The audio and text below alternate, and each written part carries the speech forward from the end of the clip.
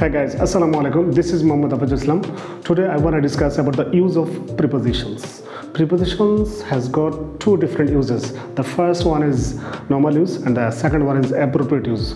So let's go to discuss about the normal use of prepositions.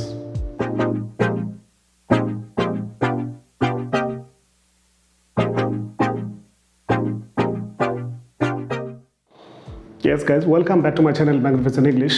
আজকে আমাদের লেকচারে আমরা যে বিষয়টা নিয়ে আলোচনা করব সেটা হচ্ছে অ্যাপ্রোপ্রিয়েট প্রিপোজিশন করব না, রাদার আমরা প্রিপোজিশনের নর্মাল যে ইউজটা আছে সেই ইউজটাকে ডিসকাস করব। তাহলে চলুন শুরু করা যাক।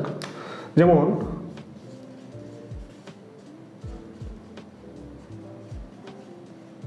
এই যে প্রিপোজিশন, আমরা যদি এটাকে একটা সার্কেল ড্র করি এবং সার্কেল দিয়ে আমরা তার নর্মাল ইউজগুলোকে দেখাবো। যেমন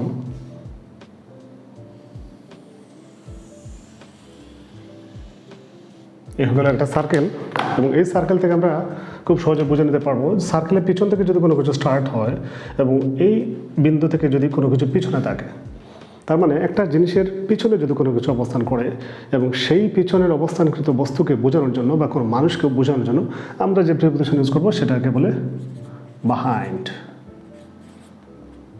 কিন্তু আমি যদি ভোকাবুলারি ইউজ করি তখন বলবো back. Something is situated at the back of the building, it is situated at the back of our house. কিন্তু এই জায়গায় আমরা বিহাইন্ড বলতে পারি, এটা একদম নর্মাল ইউজ এবং এটি হচ্ছে আমাদের একটা প্রিপোজিশনস। এবং এটা যখন সামনের দিকে সেন্টার থেকে সেন্টার পয়েন্ট থেকে সে যখন সামনের দিকে এগোতে থাকবে, এইভাবে সামনের দিকে সে এগোবে এবং সামনে আরেকটু গিয়ে অ্যাডভান্স হবে সামনের দিকে এবং সামনের দিকে যখনই দাঁড়াবে তখন এটা নাম হয়ে যাবে ইন ফ্রন্ট অফ। দেখতে পাচ্ছেন আপনারা, ইন ফ্রন্ট অফ আমরা সহজে বলতেছি। সো ইন ফ্রন্ট অফ বলেও কিন্তু আমরা এটাকে বোঝাতে পারি কোনো কিছু আমার সামনে আছে। আমি যদি বলি the car is in front of our house, আমরা এটাকে বলতে পারি ইন ফ্রন্ট অফ, এইভাবে ইউজ করা যায়। ওকে, এখন দেখেন একটা ঠিক সেন্টার দিয়ে যদি বা ভিতর দিয়ে যদি একটা বস্তু এক জায়গা থেকে আরেক জায়গায় অবস্থান করে, মানে ব্যাক সাইড থেকে যদি ফ্রন্ট সাইডে যায়, বিহাইন্ড থেকে যদি ইন ফ্রন্ট অফে যায় কোনো বস্তু, তখন আমরা কী করবো, এটাকে বলবো যে অ্যাক্রস।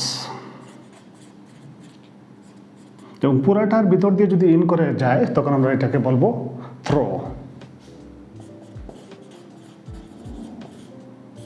মানে ওটার মধ্য দিয়ে রান করেছে।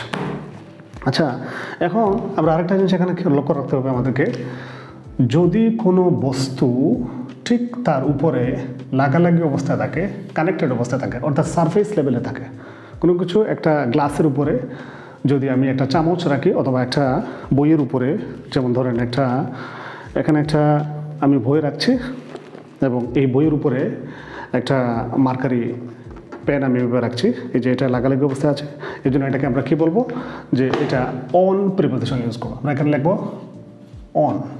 ঠিক দেখেন সার্কেলের সাথে এই বস্তুটা একেবারে কানেক্টেড অবস্থায়, লাগালাগি অবস্থায় আছে, এই জন্য আমরা এখানে অন বলবো এটা, রাইট।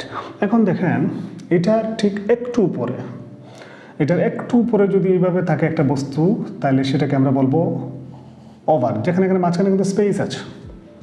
যেমন নর্মালি আমাদের বাসা বাড়িতে যে ফ্যানগুলো ঝোলানো থাকে সিলিং থেকে, ছাদ থেকে, তো টেবিল থেকে অথবা ফ্লোর থেকে মাঝখানে একটা স্পেস থাকে এবং ঠিক স্পেসের উপরে থাকে সাধারণত সেই ফ্যানটা, এই জন্য এক্ষেত্রে আমরা বলতে পারি over. The fan is over the table, over the floor, এইভাবে আমরা বলতে পারি।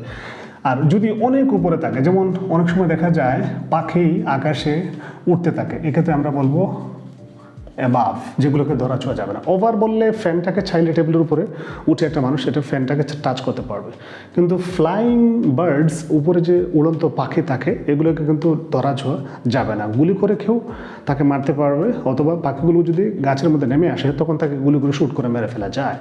বাট এক্ষেত্রে একটা লক্ষ্য রাখতে হবে যে পাখিগুলো যখন উঠতে থাকে তখন কিন্তু তাদেরকে ধরা ছোঁয়া যায় না। ধরা ছোঁয়ার আমাদের গণ্ডি সীমানার সে অনেক দূরে থেকে বাইরে থাকে। এক্ষেত্রে আমরা যে প্রিপোজিশনটা ইউজ করবো সেটা হচ্ছে অ্যাবাভ। এবং তার ঠিক অপোজিট আরও নিচের দিকে যদি আমরা আসি, আরও তিনটা প্রিপোজিশন আমরা শিখে ফেলবো এখানে। যেমন দেখেন ঠিক এটার সাথে যদি লাগালাগি অবস্থা থাকে তখন আমরা যে প্রিপোজিশনটা ব্যবহার করব সেটা হচ্ছে ঠিক একটু নিচে, আন্ডার। একটা ছোট্ট একটা প্রিপোজিশন, আন্ডার মানে নিচে, হ্যাঁ। এবং আরেকটা প্রিপোজিশন আছে যেমন বিলো, দুটোর অর্থ নিচে। বাট আন্ডার যে ক্ষেত্রে আমরা ইউজ করবো সেটা হচ্ছে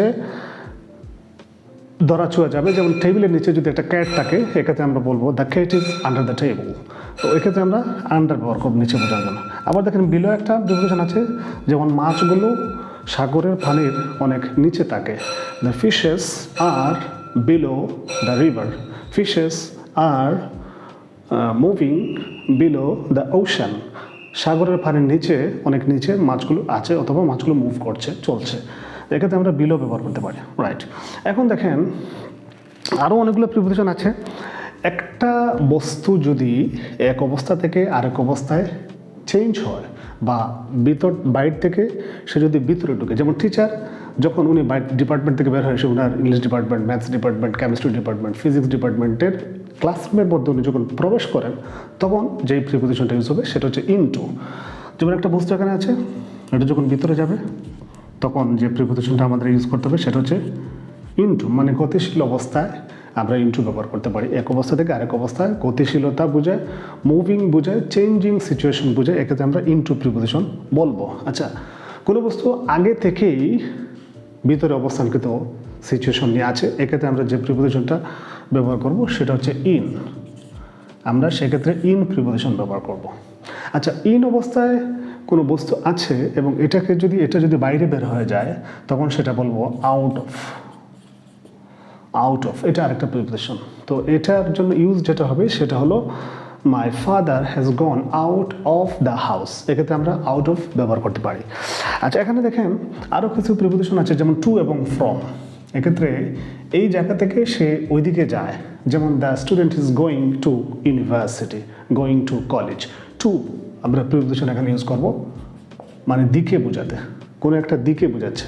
হি ইজ গোয়িং টু ঢাকা, এখানে ঢাকা, যেমন he is going to Canada, এখানে যে কানাডা আছে এখানে টু ওয়ার্ডটা মানে ওই দিকেই বোঝাচ্ছে, এক্ষেত্রে আমরা টু ব্যবহার করব।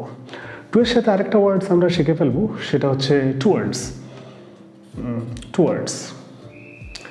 টুয়ার্ডসের ইউজটা আসলে একটু মানে কনফিউজিং। যেমন ধরেন একটা বস্তু আরেকটা বস্তুর দিকে যাচ্ছে ঠিকই, বাট সে ডিরেকশন চেঞ্জ করার সম্ভাবনা থাকে, তখন এক্ষেত্রে আমরা টুয়ার্ডস বলবো।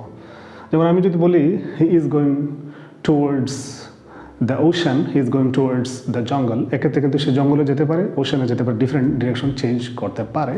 এক্ষেত্রে আমরা যে প্রিপোজিশন ইউজ করবো সেটা হচ্ছে টুয়ার্ডস। আচ্ছা, একটা বস্তু কোন জায়গা থেকে আসছে, কোন একটা জায়গা থেকে আসা বোঝায়। যেমন I am from Canada, I am from Bangladesh, he is from England, এক্ষেত্রে আমরা যে প্রিপোজিশনটা ব্যবহার করবো সেটা হচ্ছে ফ্রম। এখানে আমরা ফ্রম প্রিপোজিশন ব্যবহার করব। তো মোটামুটি আমাদের এই যে প্রিপোজিশন, এখানে আরেকটা প্রিপোজিশন আছে, যেমন ধরেন বাই এবং বিসাইড, আরও দুটো প্রিপোজিশন আছে, আমরা একই সাথে শিখে ফেলি, তাহলে খুব সহজে আমরা অনেকগুলো শিখতে পারলাম। যেমন বাই, এখান থেকে বিসাইড। এই বাই প্রিপোজিশন এবং বিসাইড প্রিপোজিশন দুটাই পাশে বোঝায়।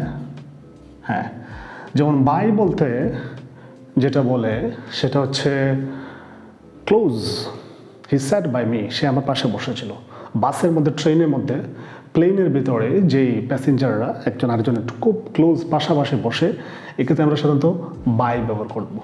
বিসাইড কিন্তু একটু দূরে, স্পেস থেকে একটু দূরে যদি বোঝায় তখন কিন্তু কাছেই মিন করে, বাট একটু স্পেস মাঝখানে থাকবে, এক্ষেত্রে আমরা বিসাইড ব্যবহার করব, রাইট। যেমন the tree is situated beside our house, beside our building. এক্ষেত্রে দেখেন এই ট্রিটা একটু স্পেস রেখে কাছে, বাট একটু স্পেস রেখে সে তার অবস্থান নিয়ে আছে, এক্ষেত্রে আমরা বিসাইড ব্যবহার করব। ওকে গাইস, তাহলে আমাদের আজকের আলোচনা থেকে এটি ক্লিয়ার হয়ে গেলো যে প্রিপোজিশনের নর্মাল যে ইউজগুলো আছে, আমরা একটা সার্কেলের মাধ্যমে খুব সহজে অনেকগুলো প্রিপোজিশনের ইউজ আমরা শিখে ফেললাম। আশা করি লেসনটা আপনাদের সবার কাছে ভালো লেগেছে। থ্যাংক ইউ ভেরি মাচ, দেখা হবে নেক্সট ভিডিওতে। ওকে, বাই বাই, টাটা।